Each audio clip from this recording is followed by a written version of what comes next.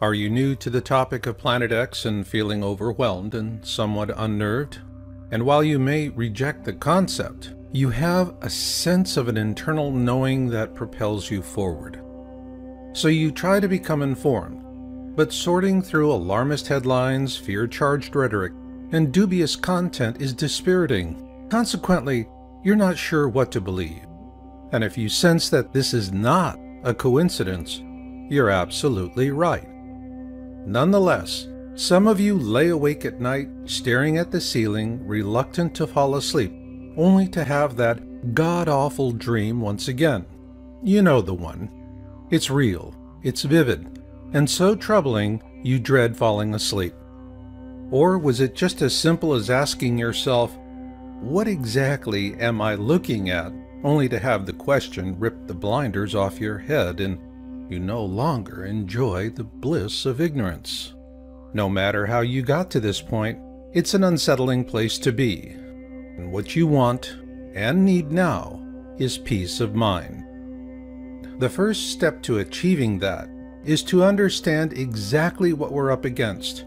This is because most of us instinctively understand that long after the beans, bullets, and bunkers have played out, the good folks who make it to the backside when we see those beautiful blue skies again will need something more to keep them going. That's why surviving what is to come is not about preparing against what you fear. Rather, it is preparing for what you love.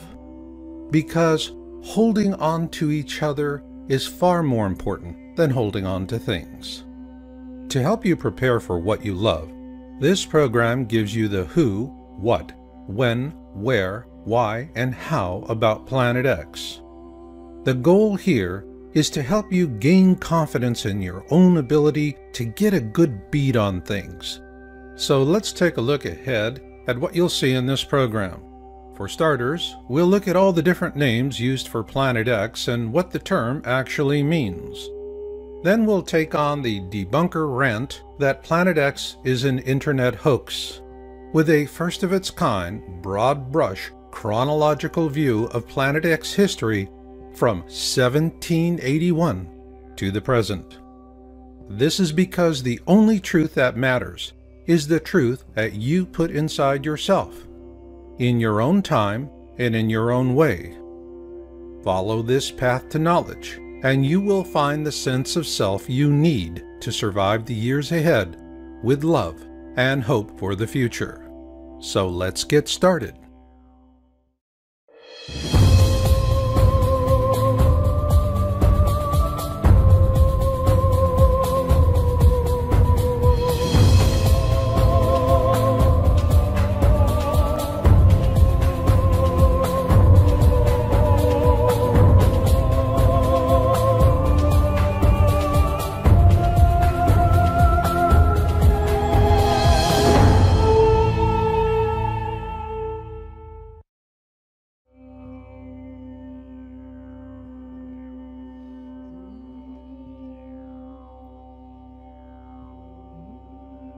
The term Planet X was coined by the American astronomer Percival Lowell sometime between 1905 and 1908.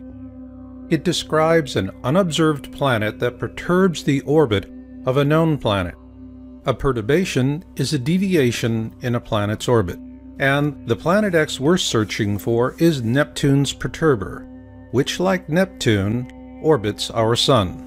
For this reason, Planet X is described in ancient wisdom texts and folklore from around the world as Marduk, Frightener, Destroyer, Hercules, Nibiru, and more.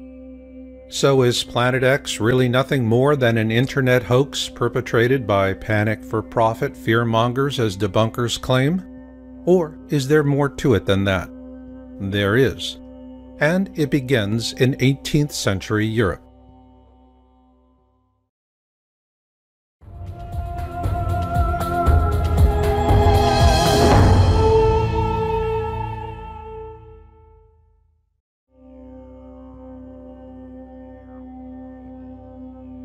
On March 13, 1781, William Herschel discovered Uranus, making it the first planet to be discovered with a telescope.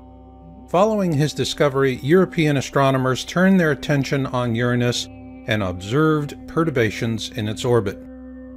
This discovery would eventually launch the search for Planet X.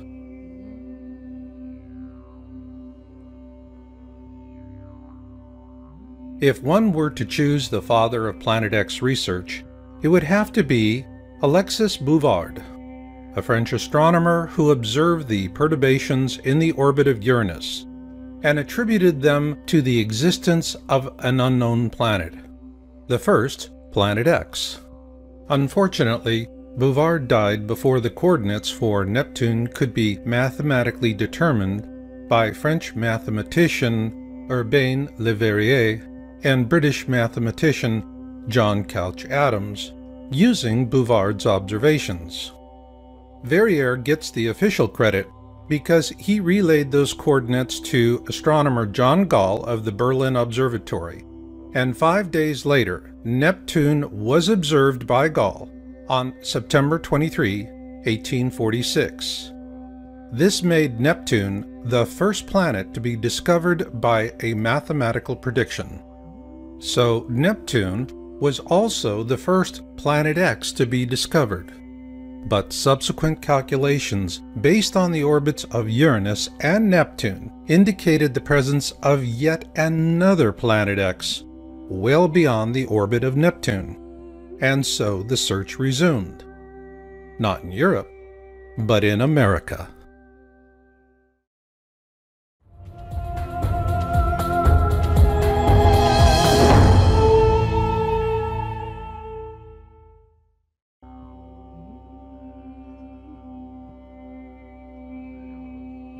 The Lowell Observatory was established in 1894 in Flagstaff, Arizona, by Percival Lawrence Lowell, an independent businessman, mathematician, and astronomer. One reason Lowell founded the observatory was to study the planet Mars and its canals. The other was the search for other objects of interest in our solar system, most particularly Neptune's perturber, Planet X. A fact that revisionist historians downplay or paint over. Yet it was Lowell's intention to find the mysterious Planet X that led to the discovery of Pluto.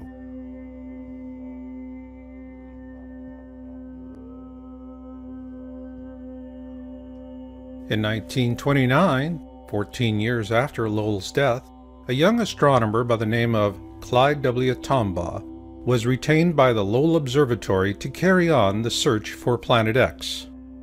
And on February 18, 1930, he discovered Pluto. At the time, astronomers believed he had found Planet X, Neptune's perturber. Consequently, the topic of Planet X languished for some time after Tombaugh's discovery. However, after the discovery of Pluto's moon Charon in 1978, it was determined that Pluto lacked the mass to be Neptune's perturber, as it is only about 60% the size of our own moon.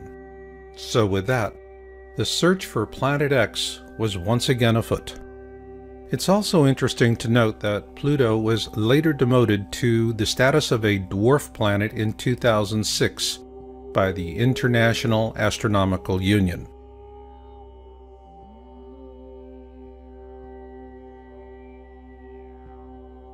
In 1950, Emanuel Velikovsky published Worlds in Collision, and he was viciously attacked by mainstream science, even though he corresponded frequently with Albert Einstein. What generated this medieval response from modern science is that Velikovsky used ancient accounts to question the Darwinian notion of evolution with evidence of periodic cataclysms caused by large objects flying through the core of our solar system. Despite ruthless suppression, Velikovsky's work reawakened an open discussion of Planet X, and following that, a steady trickle of interest emerged, both in mainstream science and the media.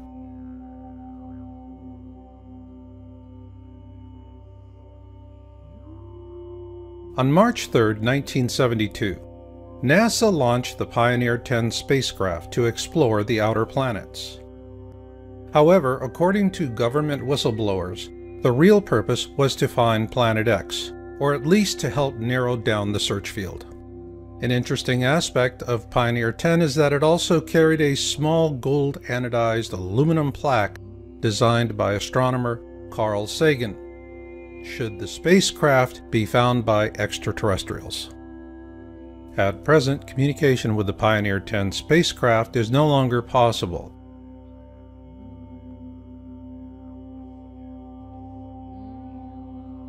Following the launch of Pioneer 10, the topic of Planet X would have languished again had it not been for Zecharia Sitchin, the author of The 12th Planet, which was first published in 1976. According to his translations of ancient Sumerian texts, a race of beings living on a planet called Nibiru bioengineered early hominids on Earth to turn them into slaves for the purpose of mining gold. Called the Anunnaki, these beings lived on a planet the Sumerians called Nibiru, what we call Planet X today, and the Sumerian accounts tell us that it orbits our Sun every 3,600 years, and flies through the core of our system, often causing great cataclysms on Earth. Sitchin's translations and theories are corroborated by an ancient wisdom text called the Colburn Bible, and according to Planet X historian Greg Jenner in his book Planet X and the Colburn Bible Connection, previous flybys of this mysterious object caused the sinking of Atlantis, the deluge, and the 10 plagues of Exodus.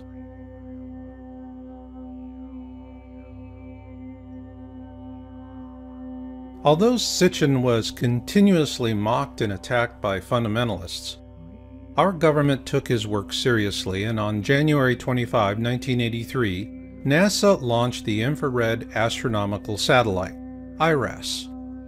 Its mission was to map the sky using infrared. According to NASA, IRAS was unable to complete its mission due to a failure in its supercooling system, and much of the data collected from the probe was classified and has never been disclosed. Several government whistleblowers say that this was a cover-up because NASA shut down IRAS after it imaged Planet X. Their accounts parallel an article published by the New York Times on January 30, 1983, shortly after the IRAS launch. Evidence assembled in recent years has led several groups of astronomers to renew the search for the 10th planet. They are devoting more time to visual observations with the 200-inch telescope at Mount Palomar in California. They are tracking 2 Pioneer spacecraft, now approaching the orbit of distant Pluto, to see if variations in their trajectories provide clues to the source of the mysterious force. And they are hoping that a satellite-borne telescope launched last week will detect heat signatures from the planet, or whatever it is out there. It is important to note that the term Planet X was also used to refer to a 10th planet. However, after Pluto was demoted to a dwarf planet in 2006, that definition became irrelevant. But what is relevant is what IRAS imaged and the consequences of those observations.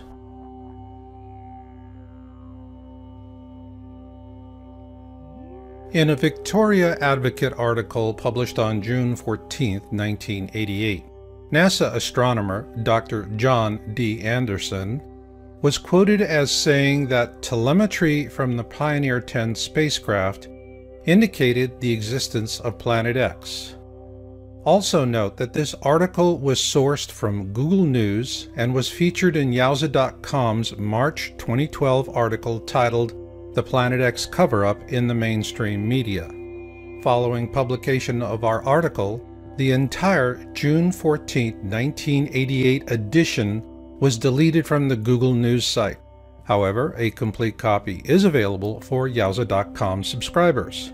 But what is relevant here is that Anderson is a NASA astronomer with one heck of a resume, and what he said in that 1988 news article was powerful. In that article, he said, "We have a 90 to 99% confidence that Uranus and Neptune are being disturbed, and by one candidate for that is a single planet X." At that point, our government became more interested in keeping public attention focused much closer to home. After all, if you can't see it, it's not there, so go back to sleep, America. Nothing to see here. However, a few curious minds had other notions. On October 1988, Dr. Robert S. Harrington, the chief astronomer for the U.S. Naval Observatory, published his paper, "The Location of Planet X," in the Astronomical Journal.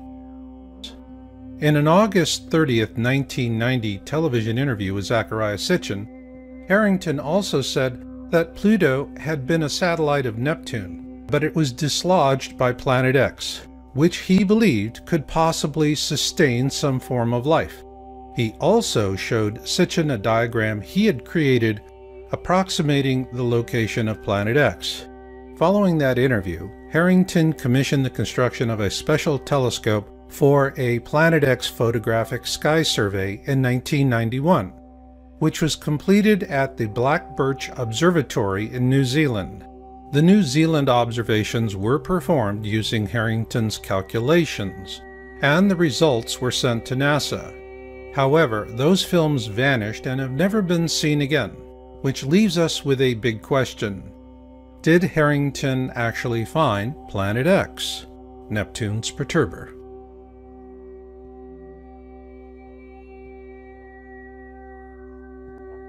In 1992, Sitchin produced a documentary titled "Are We Alone in the Universe?" At the end of that film, Sitchin quotes a NASA press release from that same year.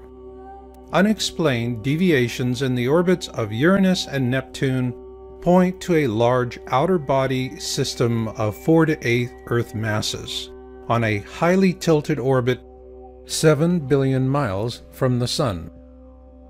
This NASA press release suggests that Harrington did find Planet X in 1991, but the truth will never be known, because before he could publish his findings, Harrington died from a rapid onset of esophageal cancer on January 23, 1993.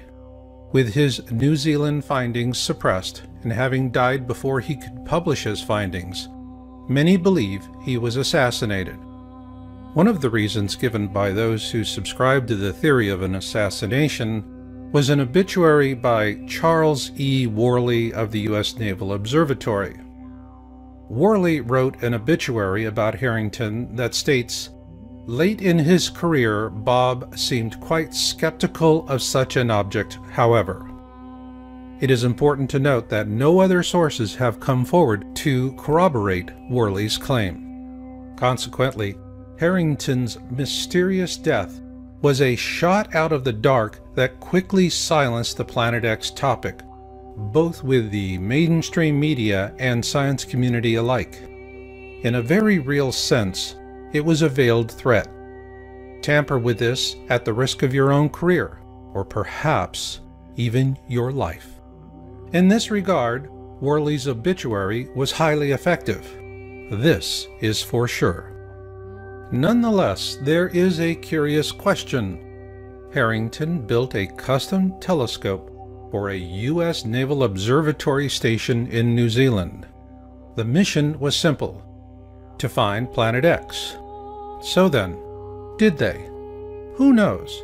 Because until NASA decides to declassify Harrington's observations, all we can say is that where there is smoke, there is fire. Meanwhile, we're not helpless either, and you'll see why later on in this program. But for now, if you are beginning to feel that the time has come to begin your own planning and preparation for whatever may come, then know this. When the worst of it hits, it will not be brief. This will not be weeks or months. Rather, we're looking at several years, perhaps longer than a decade. What this means is that your supplies, no matter how much you have on hand, is nothing more than a buffer. it buys you some time to work something else out. To optimize that opportunity of time, gather knowledge now, because after things run out, knowledge will help you to endure. And now, I'd like to share some of this very knowledge with you. It's something I've put a lot of work and love into because I know it will help people to make it to the backside. And that is what I'm all about. For those in preparation and planning, healthcare is always a problematic area because it is focused on the pills, potions, and supplements preppers set aside to help get themselves through a cataclysm. And it is problematic because all things physical play out. So a practical solution is what we call transition planning. So is this a December 21, 2012 solution? No. In our last video, Planet X System Observations and Orbital Path Analysis, we addressed December 21, 2012 as an awareness event. It was media-driven and it was successful in creating awareness, so on that regard, mission accomplished. Now, transition is the mission. Simply put, surviving the worst of times begins with surviving the best of times. So in this program, we want to introduce the core concept of transition planning. It is a 4-stage survival resource rating system. Stage 1 is cataclysm awareness. This is when the mainstream media begins to seriously report the news to the public at large, and panic buying ensues. If you're not prepared by this time, be ready for long lines and short supplies at the store. Stage 2 is cataclysm events. Simply put, the first to fall will most likely be the last to know. But planning and luck will also play equal roles. While planning and preparation is not a guarantee that you and your loved ones will survive these events, it will, however, dramatically increase your odds of survival. And with repeated events, expect all or part of your survival stores or caches to be exhausted, lost, or stolen. Stage 3 is post-event. Those who survive the cataclysm event will search for survivors and pull together into small, self-organized groups. While most preppers set aside enough for themselves and their loved ones, as a member of a larger survival group, you'll also share with them as well. This is when the bulk of your physical supplies will be used up. Stage 4 is the backside. This will be the time years into the future when those who survive all the worst that man and nature can throw at them live to see blue skies once again. By this time, all medical supplies will have long been exhausted, and what you'll have is knowledge. Of paramount importance will be the kind of knowledge that helps you with survival wellness and developing sustainable ways of growing food and medicinal herbs. This brings us to the simple metric of our transition planning system. It's a rating system. You rate your resources, physical and knowledge, in terms of how far they'll get you through the process. Here are a few examples. The internet is a fabulous stage 1 resource, but it likely will not go much further than that. A fire extinguisher is a handy stage 2 resource. Have one on hand. And off-road bicycles will be an ideal stage 3 resource for getting around when there's not much left in the way of roads. And long after the internet, fire extinguishers and off-road bicycles have rusted away, knowledge will continue to endure, especially survival knowledge like dungeon breathing. Dungeon breathing was created by Korean ruling elites back in the early days of acupuncture. These people were not worried about dying from hunger or thirst. Rather, they lived in fear of catching a cold, hence the old expression, "Don't catch your death of cold." And to explain how it works is Dungeon Breathing for Wellness co-developer Master Roar shepherd. You want to have a tool that's been used for thousands of years to deal with these kind of situations. Dungeon breathing is easy to learn, quickly oxidizes the body, lets go of carbon dioxide waste, and lowers the calorie demand of the body. More oxidation in the body, less influence on communicable diseases. Now that's important. The complete Dungeon Breathing for Wellness system from feelbetteronYourOwn.com includes a full-color symptoms handbook and 6 exercise and reference DVDs. This course was developed by preppers, for preppers, and the symptoms handbook is the core of the system. It offers quick access to poses for a wide range of symptoms and complaints, and it's designed to help volunteer trainers pass along these simple techniques to others. Each pose is cross-referenced by skill level, symptom, and personal goals. Organized into 3 levels, low impact, universal, and high impact, the 57 core poses offered in the Feel Better on Your Own system represent those used by Korean elites for centuries. They are simple, practical, and highly effective. To learn more, visit feelbetteronYourOwn.com today and view our free instruction videos.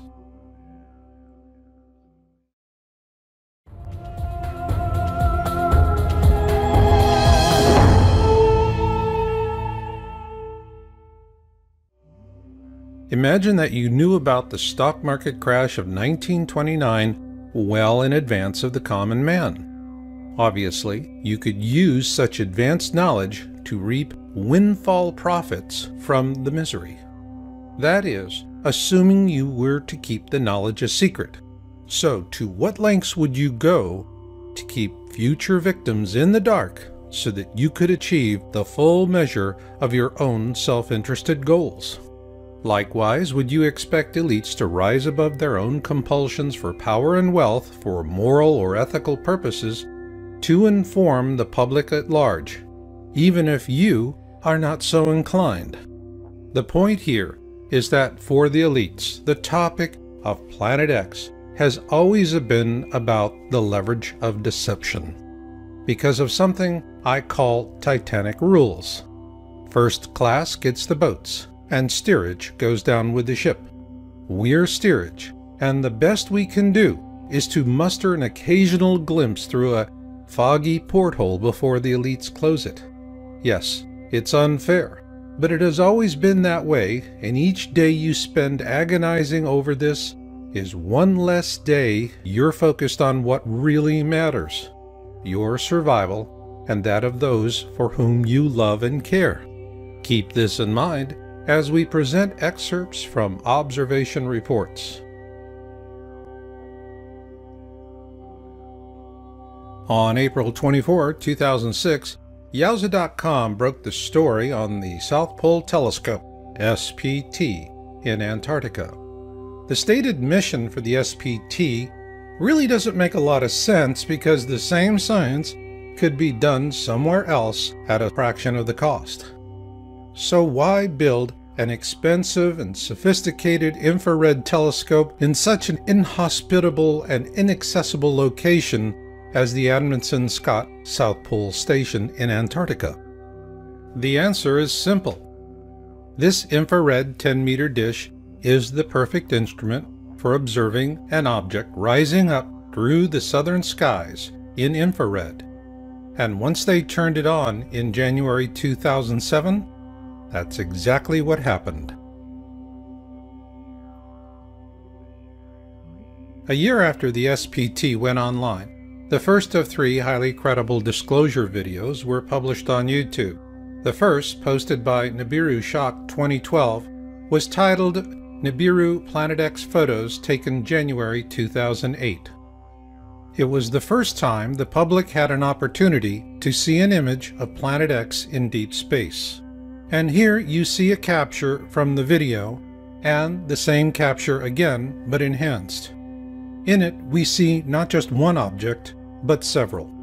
This is when we first learned that Planet X is actually a mini constellation of planets and moons, orbiting a small brown dwarf star that is the binary twin to our own Sun. Those of you who were in high school and college during the 1970s may remember this second sun as Nemesis, the designation used by professional astronomers of the day to discuss the possibility that we live in a binary star system.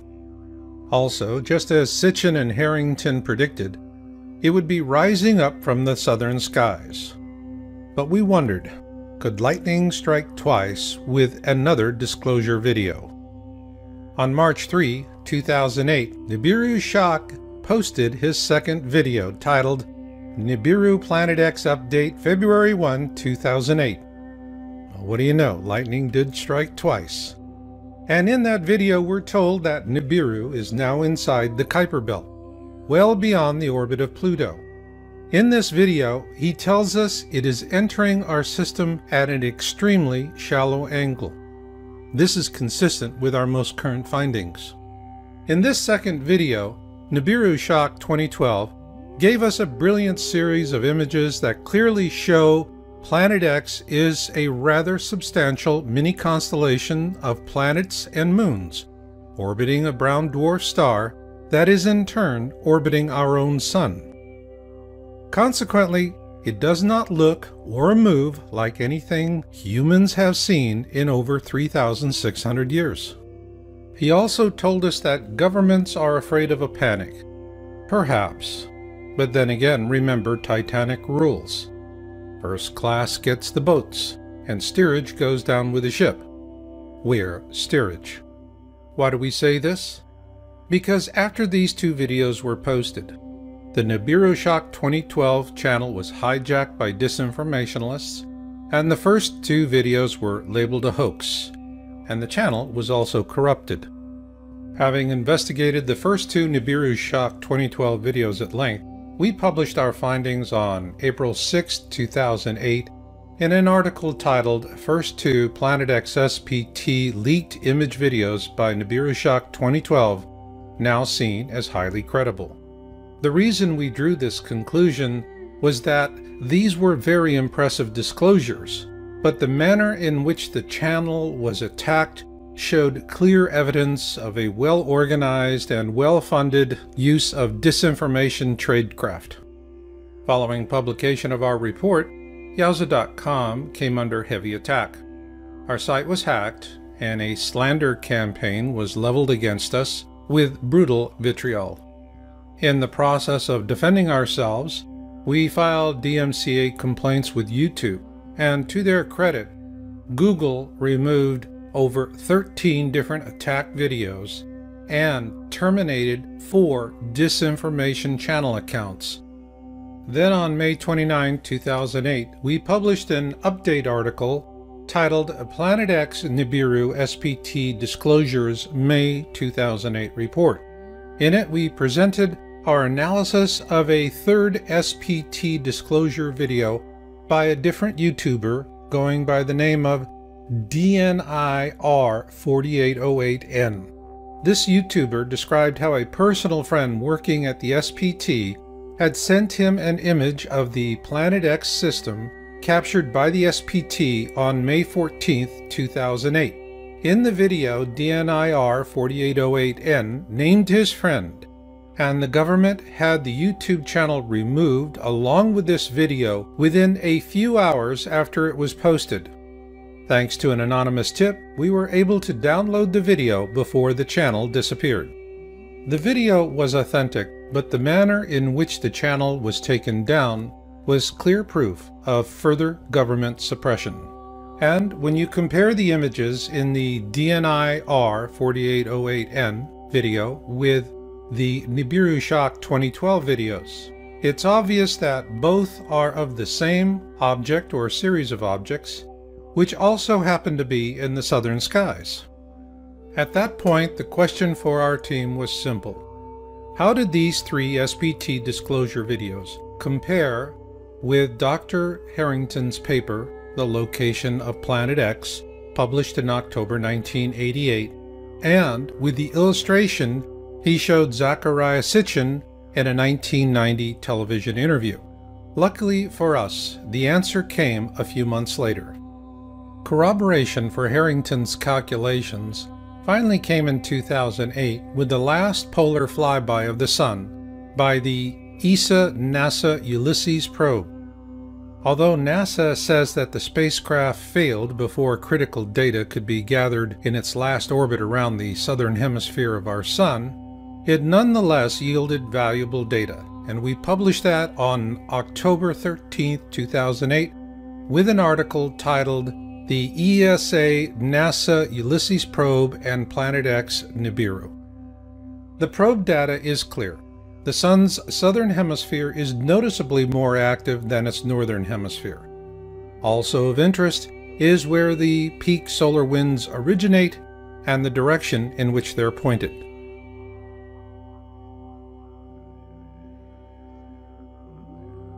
Our team continued researching Harrington's paper and the many disclosure videos we'd seen.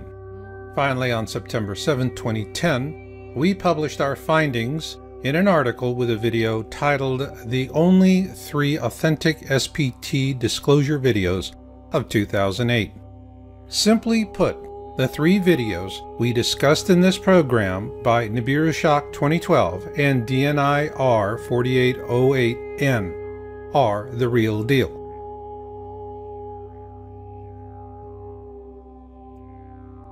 What wasn't a real deal as predictions go was Comet Elenin, and we first raised that question in an article we published on May 15, 2011, titled, Is Comet Elenin a Decoy?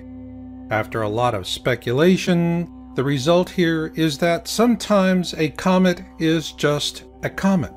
However, Comet Elenin was a ripe opportunity for organized distraction. Consequently, it was portrayed as Planet X, the nemesis dark star astronomers debated in the 70s, the Star of Bethlehem to herald the Second Coming, and an alien mothership under intelligent control. As it turns out, the only thing under intelligent control was the disinformation. So the next time you see a stampede in progress, you might want to keep this in mind. On July 30, 2012, a YouTube channel of anonymous amateur astronomers, the 00 Skyview, posted a video titled What Begins in Aquarius Ends in Aquarius. One of the first things we noticed was that this group of folks were showing us their instrumentation. Now that was something new. Then they showed us where they found their object of interest, 4 degrees below the ecliptic. Plus, like the SPT disclosure videos, this group is showing us images of a mini constellation with a large object in the center and a cluster of satellites in orbit around it. But what really got our attention was that they were observing a red iron dust cloud, the hallmark signature of a brown dwarf star. Then on November 1, 2012, the 00 Skyview team upped the ante with a video titled Lifting the Veil.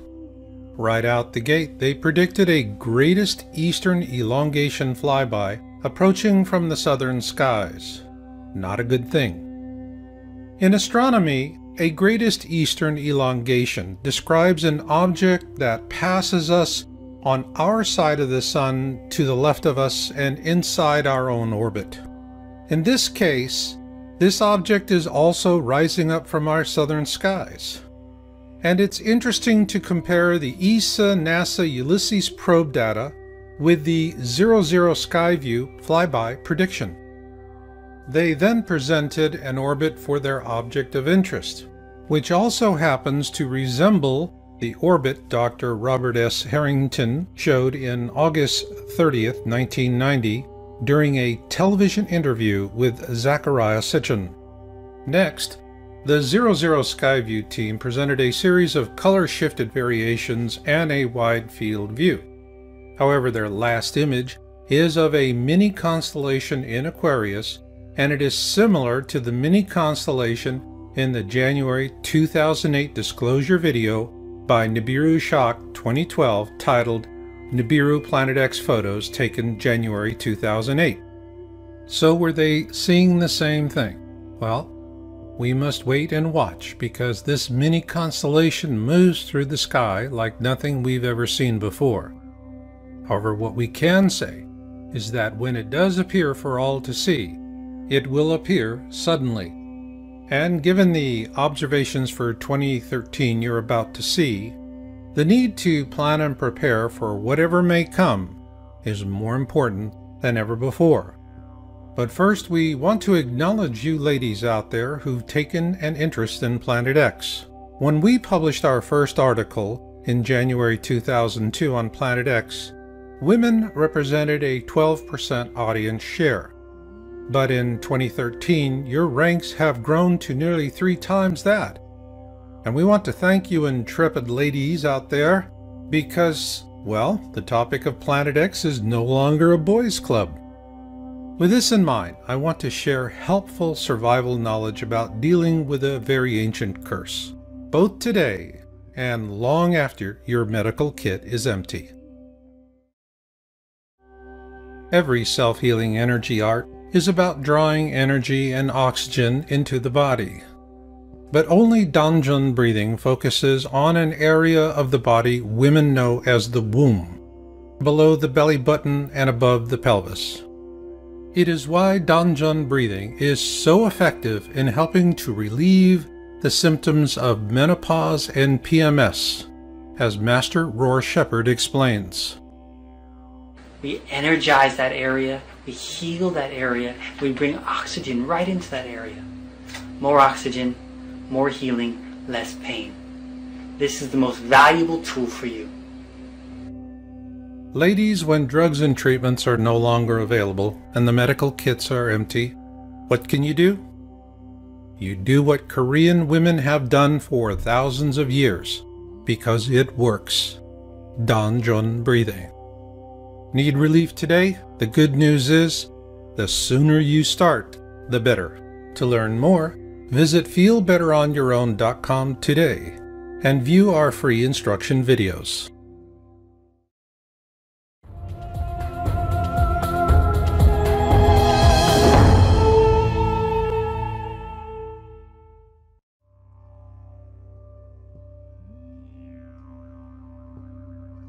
At the beginning of January 2013, Yowza.com researchers began tracking an uncatalogued object using the Vulcan feed camera from the Turrialba volcano in Costa Rica. I dubbed the object Bluebonnet. With these observations, we began to see a pattern forming in terms of Planet X being a mini constellation instead of a single object.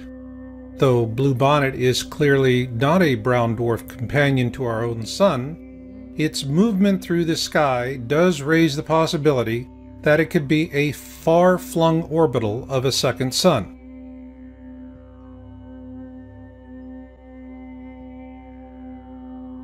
On February 11, 2013, we published our findings in a video titled Object of Interest as Seen from the Turrialba Volcano. In this frame, you see Bluebonnet above the Turrialba volcano and specification data for the Vulcan feed. Turrialba is 10 degrees north of the equator at approximately 11,000 feet, and the Vulcan camera was pointed to the southwest with a good view of the Pacific Ocean on a clear day. In that video, we explain the difference between the horizon as we see it here on Earth and represented by the red line. The green line you see cutting through the center of the Sun is the ecliptic. The ecliptic is the plane of our solar system, and all of the planets orbit the Sun within a few degrees of it. This is important to know when analyzing a newly revealed and disturbing prediction by Nostradamus. In October 2007, the History Channel aired The Lost Book of Nostradamus for the first time. In this video, 7 prophetic images paint a catastrophic end to life as we know it. According to this program, Nostradamus is showing us the constellation of Fucus because it will play a pivotal role in the flyby. This was interesting because the Vulcan feed image data also shows bluebonnet transiting through or very near to the constellations Ophiuchus and Sagittarius in December of last year.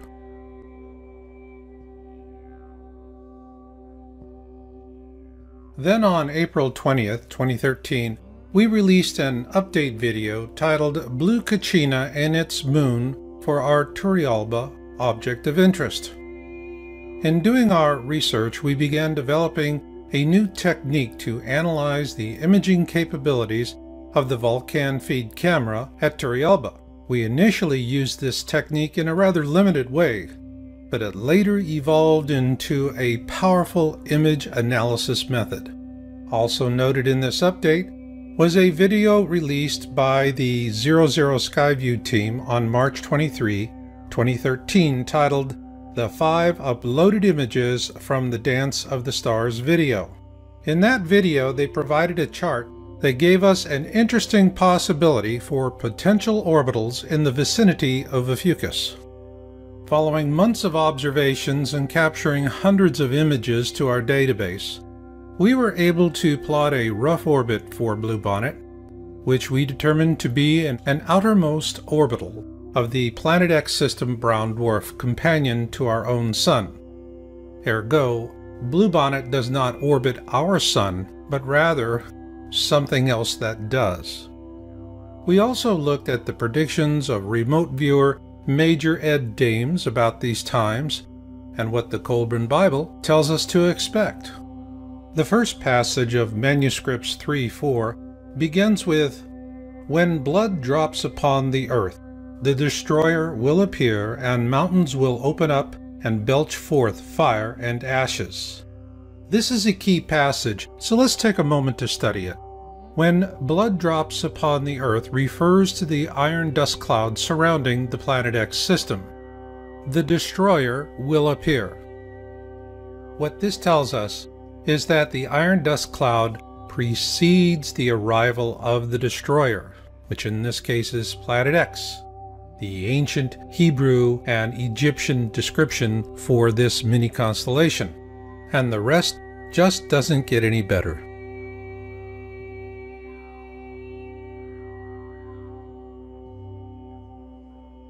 On July 8, 2013, the 00 Skyview team posted a new video titled Fire in the Sky Part 3. The term KBO stands for Kuiper Belt Object, which is a classification for Planet X. Potential orbitals refers to the planets and moons in orbit around the KBO. And here they finally ask the question, is this our binary star? The reason they posted that question to the viewer is because they've observed a large nucleus for the KBO. But it was their second video on the 12th of that month titled A Cyclical Storm Brews that really got our attention. Near the end of the video, they announced that they followed our Turrialba volcano research and the object I dubbed bluebonnet. We then get a warm attaboy from the good folks at the 00 Skyview. Thank you, fellas. Your kind words of support were greatly appreciated, and we certainly hope to see you on the backside. Because you corroborated our observations of bluebonnet, we were able to take a big step forward. On July 28, 2013, we posted our video, Planet X System Observations and Orbital Analysis, with featured observer Jorge Urena. Early on, an old debunking attack that bluebonnet is a reflection because it appears in front of the Sun was disproved with a series of Vulcan feed captures. The series clearly shows bluebonnet slipping behind the clouds. Also, the image analysis method we first introduced to our viewers in April was formalized and presented in detail. We call it Camera Sensor Illumination, CSI. And we used it to compare two bluebonnet captures from this year, one from January and the other from May. Our CSI analysis shows that bluebonnet has been growing larger and brighter. Likewise, CSI was used to evaluate the observation images of Jorge Urena. He is an importer of Peruvian foods and herbals, and he's based in Ontario, Canada. On May 27, 2013, while flying over the Eastern Pacific, he imaged the brown dwarf at the core of the Planet X system. While it appears at the Sun's 11 o'clock position relative to Earth's horizon, the actual placement relative to the ecliptic is below the ecliptic and near the Sun's 8 o'clock position. Also note that the Vulcan feed in Costa Rica is pointed towards the southwest at an elevation of approximately 11,000 feet, and that when Jorge took his picture, he was at 37,000 feet, and his camera was also pointed towards the southwest. And once again, we find an interesting connection between Jorge's observation and the 2008 ESA-NASA Ulysses probe data presented earlier. Using the data available on Bluebonnet plus Jorge's images, we were able to approximate the orbit of the Planet X mini-constellation through the core of our solar system. What this corroborates is the prediction of the 00 Skyview team that the Planet X flyby would happen on our side of the Sun in their November 1st, 2012 video titled Lifting the Veil. Further to that, in a September 2008 interview with Carrie Cassidy of Project Camelot, government whistleblower Bob Dean predicted the very same thing, that the Planet X flyby will occur when it is on our side of the Sun. And now, a moment of truth. Everything you've seen up to this point is intelligence. That is, a connected collection of fragments and shards of truth that happen to slip past years of suppression. But for those of you who insist on smoking gun proof, you're not going to believe anything until you've seen it yourself. That begs the question, what can you see today? What you can see are a lot of rocks coming our way.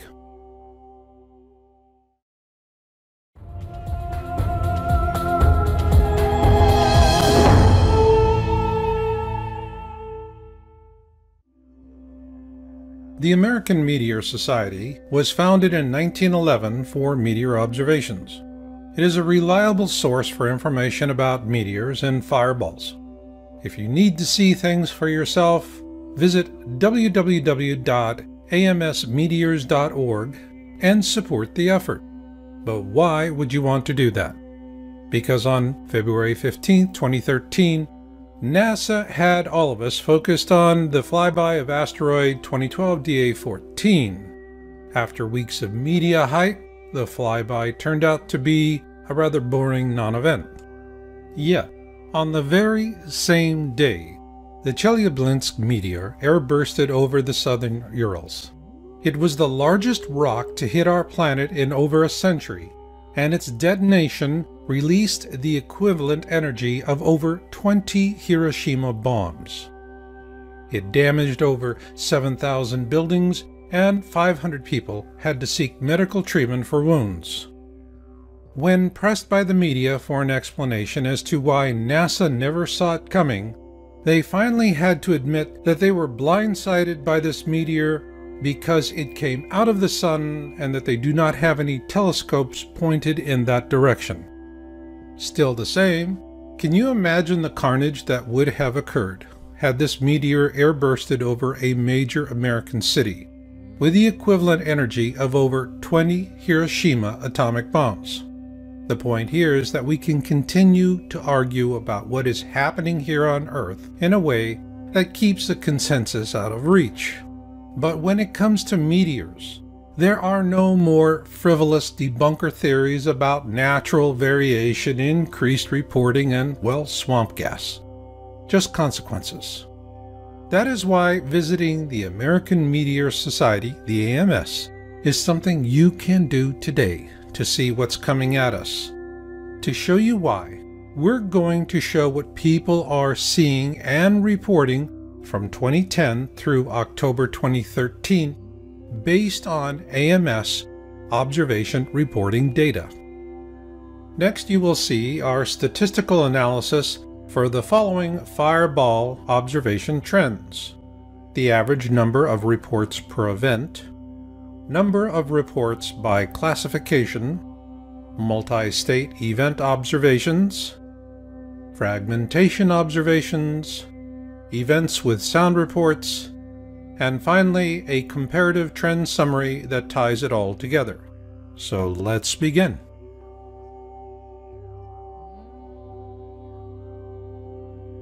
This series of slides shows the overall growth in the average number of reports per event for all classifications from January 1, 2010 to October 13, 2013. Of note is that in 2013, we see for the very first time in the history of AMS 2 fireball observations with over 1,000 reports each. So let's take a closer look at those reporting classifications.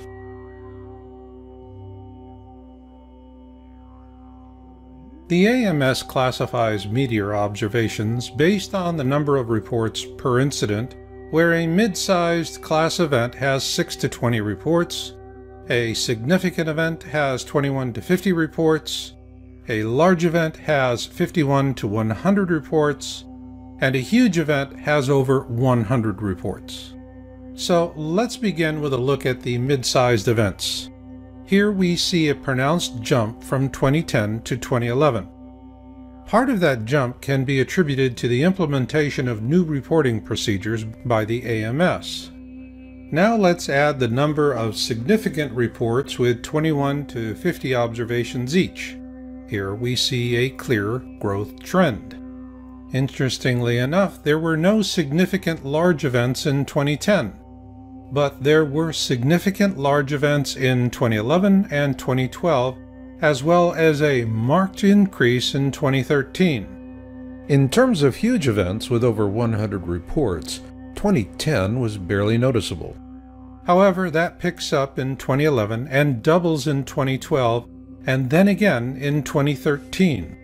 Given that we had 2 events with more than 1,000 observations in 2013, let's take a closer look at the uptick in huge events. Here we see the jump from 2011 to 2012 and then again to 2013 is stunning to say the least. Not only is the trend huge, so are the fireballs or bolides as they are also called. So what's driving this trend? Multi-state observations.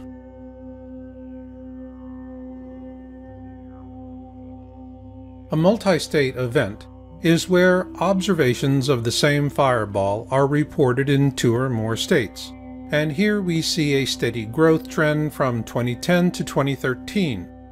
However, this underplays an even more profound change. Here we see a 15% increase from 2010 to 2013 in the number of reporting states by event. This clearly shows that these fireballs, or bolides if you will, are getting bigger. And another measure of this is fragmentation.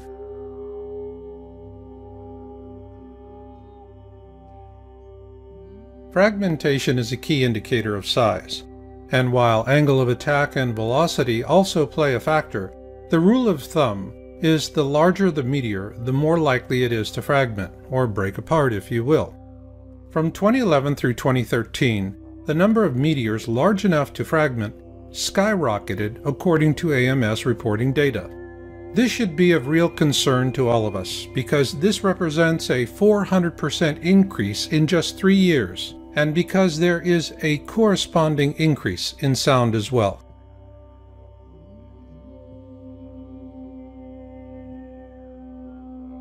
The AMS tracks 2 kinds of sounds: concurrent sounds heard during the flyby and delayed sounds heard just afterwards.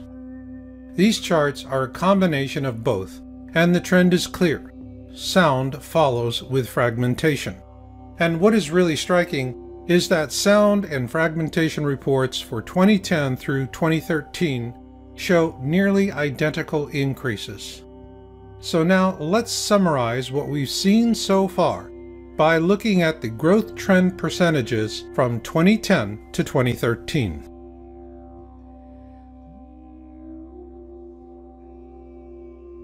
Now let's look at a big picture view of the AMS data based on the average number of observation reports per event, events with sound reports, fragmentation observations, and multi-state event observations. And what we see here, beginning with 2010, is a consistent growth trend by percentage from 2010 through to 2013. It is important to note that all of the data presented in this video is for the 2013 reporting period of January 1, 2013 to October 13, 2013, with 2.5 months yet to be reported. And for those of you who are still laboring with doubts about all of this, there is only one question you need to answer. What's throwing all these rocks at us? And what about those of you who no longer have any doubts about the need to plan and prepare for whatever may come? Do not plan against what you fear, but for what you love, because survival is not about holding on to things. It's about holding on to each other. In this presentation, we have the Gabriel Nibiru star that's coming in towards the Earth and has been known to the astronomers since 1841 via a shift in the orbits of the outer planets. Some magnetic force was causing that, and they assumed it was planet X.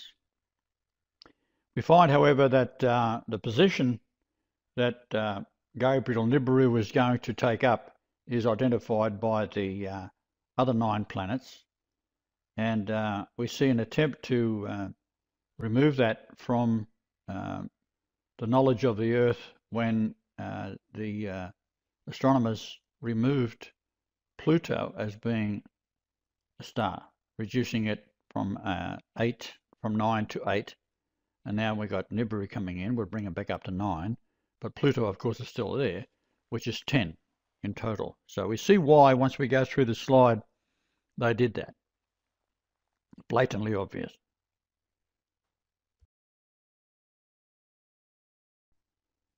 As said, Nibiru is the angel Gabriel. It was photographed by the infrared imaging satellite on October the 21st, 2003. There are other reports, however, 50 years ago of very clear photographs of the iron star coming in. The wings are iron atoms given off by the powerful magnetic field. It is molten iron. The planet is portrayed in an ancient Anunnaki mural in Babylon, where the 10 planets plus the Sun and Moon, total 12, are depicted. We see from top left reading to the right Neptune, Venus and Pluto, and you'll see the position distances from the Sun in the center, which indicate that Mercury is in its right position, Venus is slightly further out, the Earth and Moon slightly further out. Then we have Nibiru, then Mars, and we have Saturn, of course, Jupiter and Uranus, all marked out clearly there. I've overlaid the Nibiru Gabriel in that position there to show that it's the counting from Mercury to 4th out.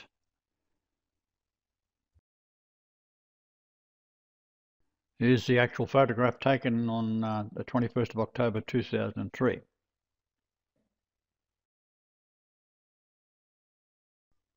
In the next slide, the positions of the planets show the 12 spheres and the approaching Gabriel Nibiru, and how it will settle in between the Earth and Mars. And it has its own planetary system. 7 planets orbiting it are the 7 angels of Revelation. So when you back engineer the book of Revelation, you can see that it is referring to Gabriel, who is the angel of God, because God has come to the earth. And as God has come to the earth, its angel follows. So the messengers are angels and stars.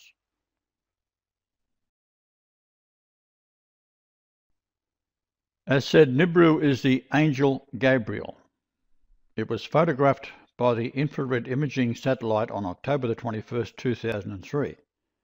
There are other reports, however, 50 years ago of very clear photographs of the iron star coming in. The wings are iron atoms given off by the powerful magnetic field. It is molten iron. The planet is portrayed in an ancient Anunnaki mural in Babylon, where the 10 planets plus the Sun and Moon, total 12, are depicted.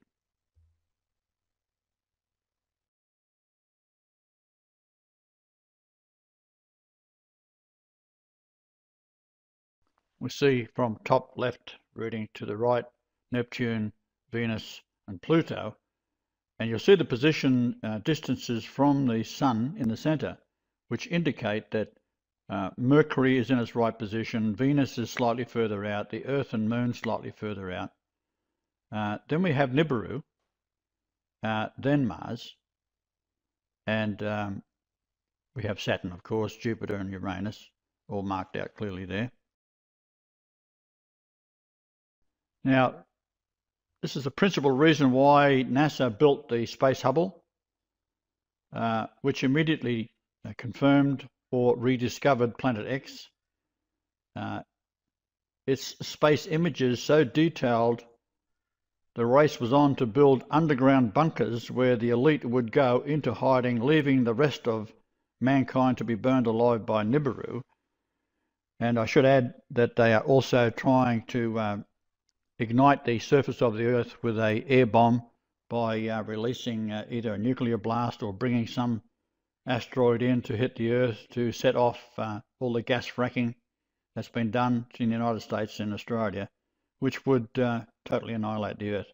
There's also talk that they're trying to set off a nuclear bomb. And of course, when we look at the attempt that they made to give rockets armed with nuclear warheads to Iran, and they refused to take them. The idea was that they wanted to start a war with Israel, and the people in Israel, that don't matter at all to the ruling elite. They are not Jews anyhow, they just think they are. And the idea was to sacrifice them all anyhow. This is the idea of also of the double cross, the hands being crossed in the skull and bones tradition, and can be seen on the British flags when the ships sail back into port. They fly the skull and bones. So the crossed arms means double cross. You can double cross anybody and anything. So therefore, the Jews who think they are doing it for their God, Lucifer, will be double crossed anyhow, as will those above them, which are the Zionists that think that they can escape the coming judgment of God by going underground, yet they will be locked underground and burnt alive because Satan wants every human being dead, irregardless of what they believe in and whether they think it is God or not. It wants to get rid of all of the creation of Yahweh.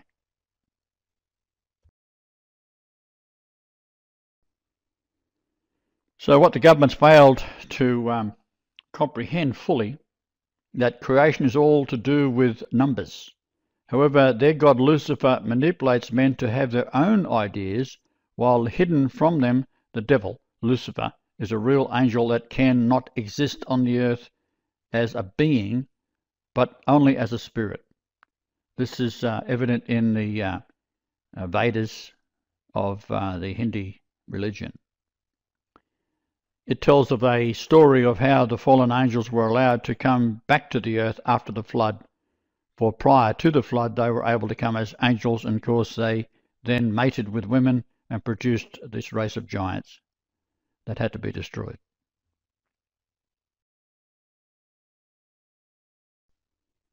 So the angels were placed on the earth in human form as helps for mankind to educate man to realize man was created in the image of God, Asherah, Yahweh. They were to bring all races into paradise via the 12 tribes of Israel.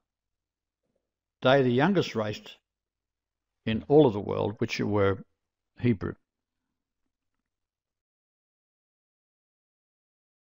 The fallen angels in human form mated with the women and produced offspring that were continually evil, taking the earth for themselves, And as I said, the flood was necessary to eliminate the evil.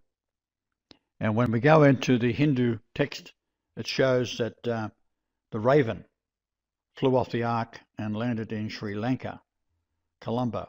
And if you go to India today, they will tell you that no man was ever supposed to occupy Colombo, Sri Lanka, because they would become infected by the demons.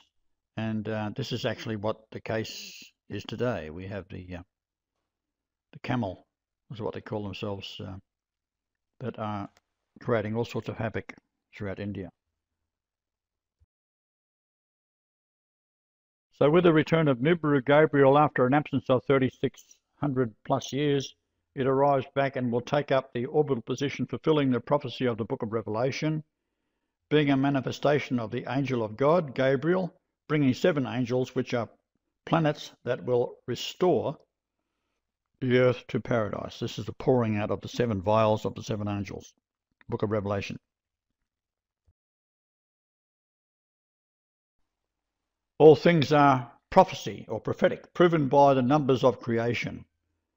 The planets are drawn northward towards the Milky Way galaxy equatorial line at 69,000 kilometers per hour. This causes the planets to orbit and rotate on their axes. Now, Nibiru Gabriel with its 7 planets is a molten iron, highly magnetic miniature sun. So it will have to fall into a position where it will remain influencing the Earth, because this is where creation is, where all life is. And these are related to the planets via their position in an angular degree from the sun itself. So we are trailing behind the sun. Which entered the atmosphere and then broke into several pieces, thereby turning into a meteorite. Happened around 9 o'clock in the morning, so all these people there were driving, you can see it right behind me, imagine me driving to work, and then all of a sudden you see this absolutely tremendous It's war flash. of the worlds, we're under attack. Absolutely, and actually that's what a lot of people thought. We're not under attack. It looked like it though, didn't it? It did. I'll get to that in a second, but let's get just down to some figures at this point. We know that the blast, the explosion, because obviously when it enters the atmosphere, it breaks apart. There's an explosion, yes. Apparently the windows have been shattered and doors were flying out, and all in all 300 buildings have sustained. We believe, though we cannot yet prove, that our multiverse of universes is 11-dimensional.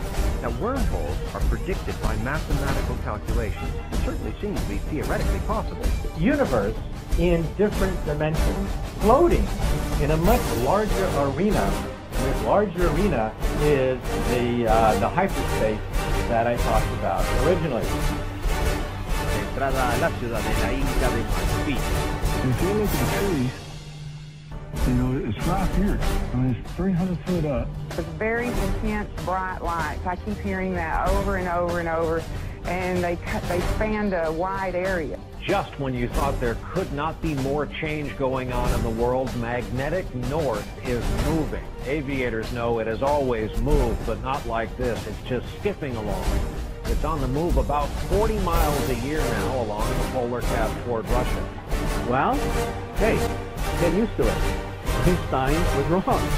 Well, a major announcement today by NASA that a new form of life has been discovered right here on Earth.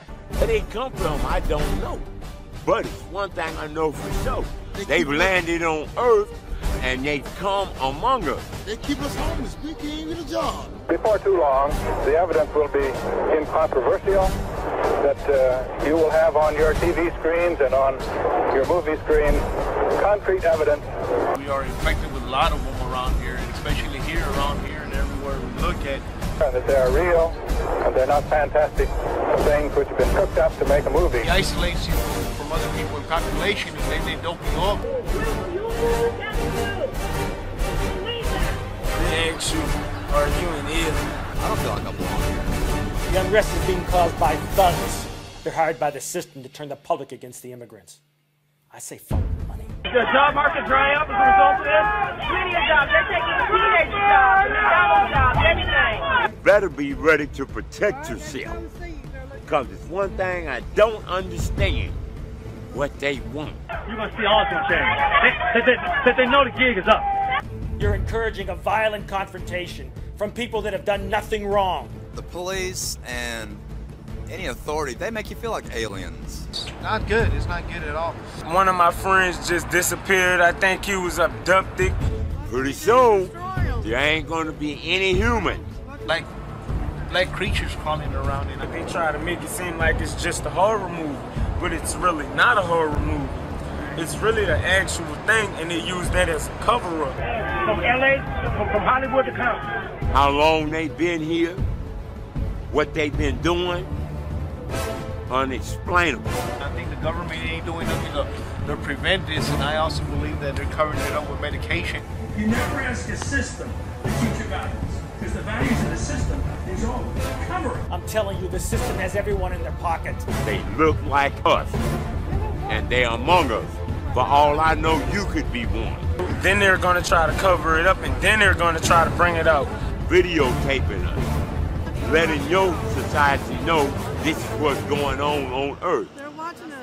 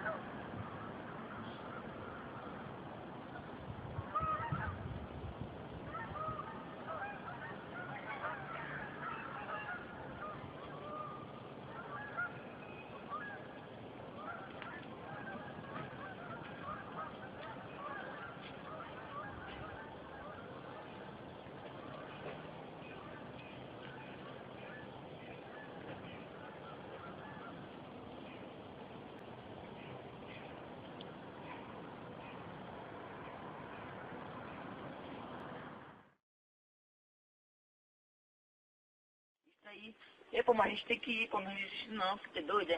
Se é 6 horas da Não, tarde... peraí, falei umas confusão aqui, Dani. Não esquenta não. Bicho, vi uma parada ali passando atrás, bicho. Vocês viram? Não, deixa quieto, vou continuar, acho que é frescura mesmo. Não, peraí, não, esquenta não. Pois é, continua aí. Caralho, bicho, tu viu, Leandro? Eu vi! Bicho, cara, gala seca, pra mim...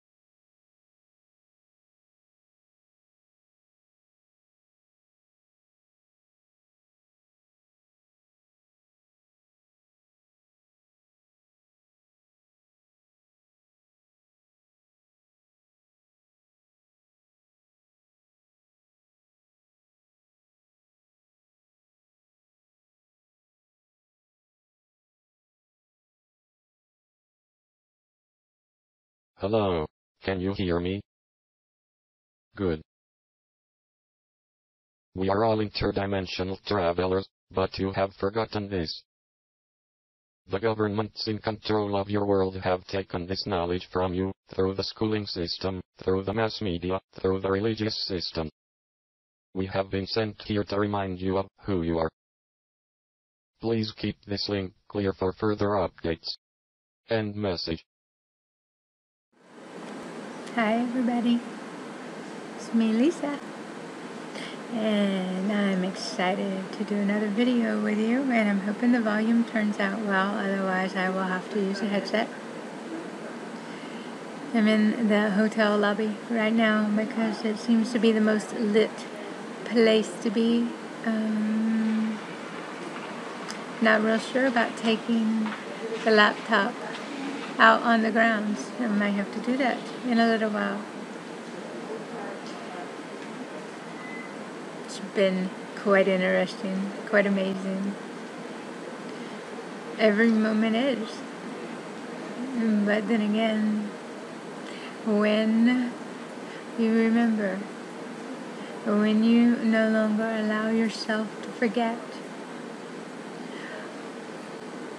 when you come to exist in the fifth dimension inside, then that out there is a created projection from inside of you.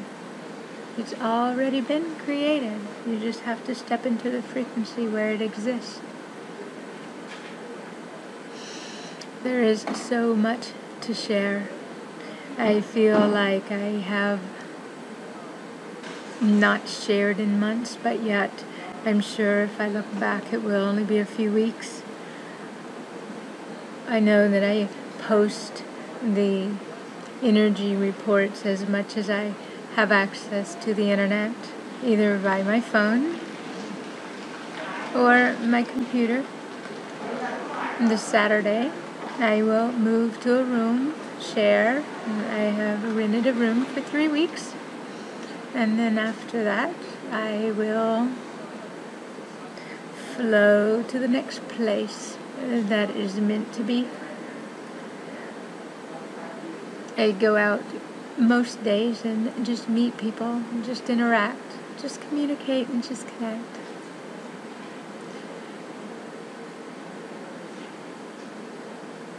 The people here don't know what to make of me, and they don't know whether I am a lost tourist or a person with a backpack that is seeking a different or seeking a home. Those that roam the island with their backpacks stare at me trying to figure me out. Those that are tourists, they don't really care, and those that are islanders are not quite sure. They kind of stick out here, which is pretty typical and quite fun. So anyway, since I have arrived, it has been an amazing experience. Every moment allowed to come forth as it needs to be, being placed where I need to be, in the moment that I need to be, to connect with that which I need to see. I am looking forward to many exchanges in the upcoming days, weeks, moments. Time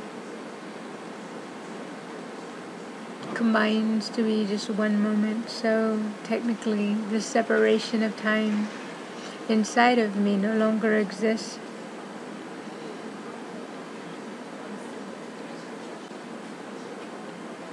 There are many changes coming, many amazing rememberings for those who have been seeking. So all you have to do is open your heart and let go of everything that is not love, that is not light, the light activations that are occurring each day. Wow, they are exquisite. If there is any dent, they do not tend to seem to be this way. For those who have let go of duality inside, light just amps up the frequency, amps up the volume of that which we transmit. The activated Merkaba. When one is in tune as a cosmic portal inside, in frequency, they can hear this, they can see this, open-eyed, no longer in just a closed-eyed state.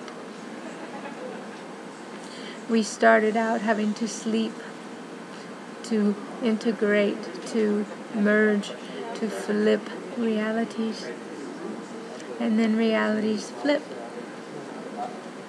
Then the old human reality clears in our sleep, and our waking reality is like walking in a dream. It's magical. That is because we have always existed here. We had just forgotten. The magic never goes away. We do have to remember for a while to expect magic, because we already exist here. And then magic is in every breath that we take. For it is our natural way of being. It isn't magic anymore. It's what we've always known. It's always been. And we're home inside. And where our physical body doesn't tend to matter where it is, because home exists inside of us. And when we achieve that frequency inside, when we come home inside, then we can go anywhere we desire, and we're home. For me, apparently, now I remember, but I didn't at the time.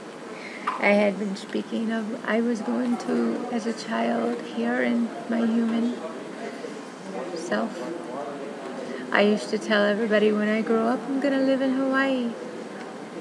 I said this relentlessly. I do remember it now. But I had forgotten because I had so many human experiences that covered up. Amazing. That I had to dig and weed through them and clear them and let them go until I could remember. And then magic came back. And then when I told my son I was going to Hawaii, he's like, Mama, you've been saying that since I was a child. Really? Yeah, really, Mama. In the last few years, I kept speaking of going to Hawaii. I'm going to Hawaii. But I was never ready inside. I kept getting, just wait, inside. My higher self kept telling me, just wait. It's not time yet. So I waited. And then one day, I opened a portal inside of me. And it all came back. And I knew. Now it's time. Now the thing about it is I did not know anything. I just knew. And that was enough. When I got ready to come, I had a veil in place. I couldn't remember anything. I just was told, just arrive. It's all ready. You just have to achieve. You had to achieve the frequency inside. Just go. So I did. No preparation. No safe. There is no safe here. That is the human way. We step in faith in every moment. We trust. Because we know. It already is. So, I just wanted to stop by and say, I love you. I'm very honored to share with you And I know this video didn't really have a purpose, but that's okay. I just wanted to say hi. I wanted to honor you. I wanted to say thank you. And I look forward to more on this journey, because I shall be videotaping every time I have an opportunity. I shall be taking tons of photos and sharing and bringing you along the way. I shall be riding the bus more, and where a ride presents, I'll be going to some awesome sites. Until then, I'll be out meeting people at every moment, connecting. I'll be doing light body energy. I'll help wherever I can find to help. I'll do my sessions from here. I'll do workshops. I'll write the books. I have some great, amazing books that I have received. And I'm to start them next week, I'm told. So, here we go. Are you ready? Let's do this. I love you. Light activations, Merkaba, fifth dimension, all the way. Bye. Mahalo.